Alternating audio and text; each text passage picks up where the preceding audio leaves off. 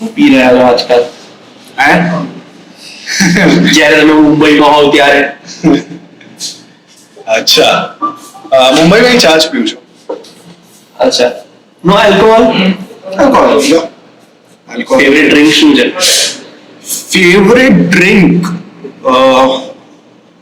જાતે બનાવો છો? ઓછું પેલું કહેવાય ને ગોરમે સ્કિલ્સ નથી એટલે મુંબઈમાં તો યાર પેલું થતું હતું બકેટ્સ ખબર છે? હા. બકેટ્સ હા. તો એવું બર્થડેઝ પર બહુ થતું હતું.